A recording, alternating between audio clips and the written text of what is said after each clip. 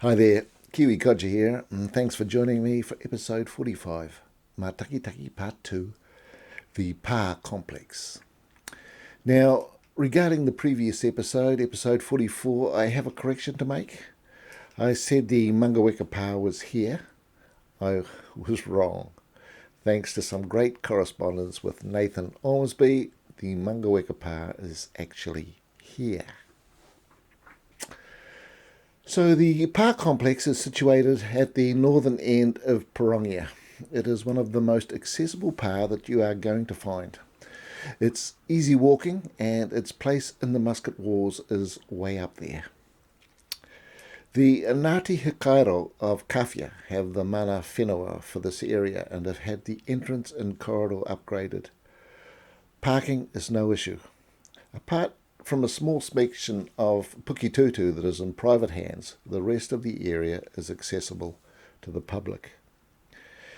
Every time I go through Pirongia, I stop and stretch my legs at Matakitaki and try and imagine the drama that occurred here around May 1822. I always have the place to myself, a bit sad really. There's just one trick when visiting is to take the farm gate at the second trench. This path here has a fence you have to climb. Don't try.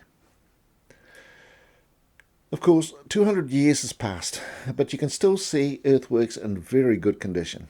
It's difficult to judge if the river course has changed over that time. The Waipa is probably much the same. Possibly the Mangapiko is altered near the southeastern corner. Puketutu, hard to say. I say this as the front entrenchment is not across the shortest length, as are the other two earthworks. So maybe this route was the shortest back in 1822. It's mainly the Waipa that has shaped the general contours of the pa. Let's have a look at those. Okay, so the Waipa flows in this direction and joins up with the Waikato River at Ngarawahia. The Mangapiko flows in this direction and empties into the Waipa here. Let's look at the erosion caused by the Waipa. You can see from the areas in blue how in high flood conditions it has scoured out earth and dropped the area of land to a lower level. This area in yellow hasn't been influenced by the floods and is the original level, which is around 4 to 5 metres above the blue level. This corner here doesn't look natural and may have been changed, but the curious way that this portion here has been affected by the currents, leaving this mound, is fascinating. So if we can imagine there are no trees along here, then these sections along here, here, and here can look down into this area, into the Matakitaki area. And if there are muskets involved, then you have a real problem.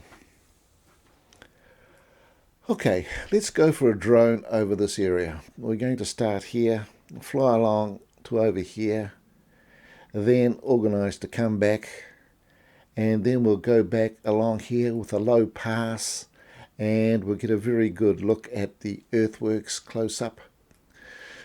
After that, I'll use the drone, the FPV drone, and start from over here and whiz around and end up looking at the entrance trench, which has been filled in.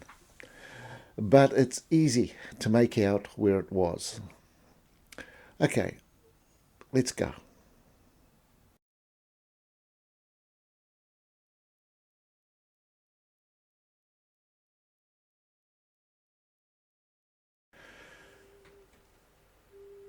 So, how many people were in the Pa complex? Now, if the population of Maui, Naina and Makoia in Auckland before Hongi's attack was around 7,000, let's assume 1,500 were killed and 1,500 enslaved, means 4,000 flee. Let's say 3,000 head to the Waikato.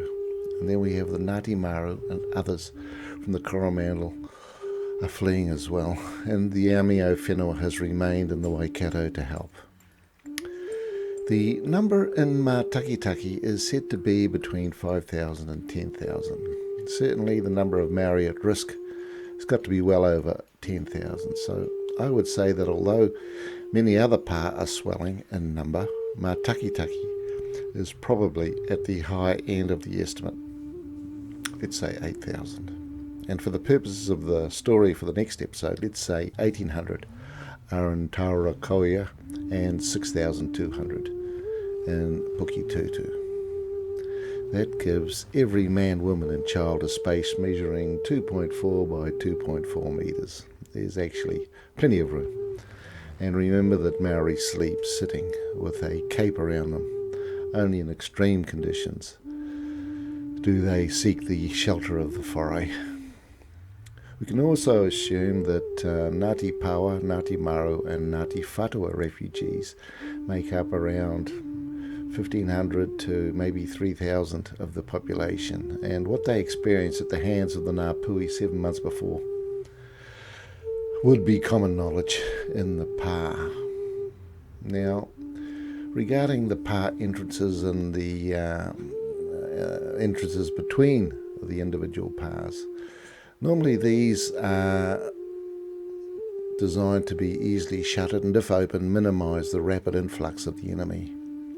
Pictures of other pa entrances have them between 1 to 3 people in width.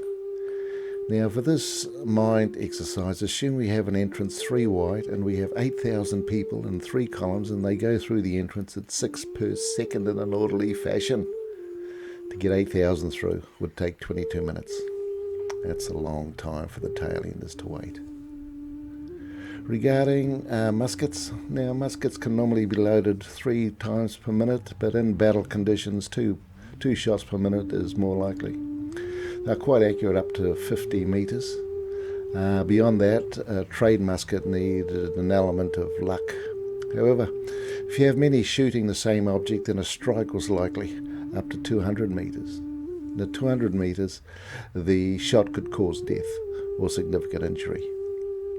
At 50 metres, a shot could go through 2 to 3 people if they were in a line.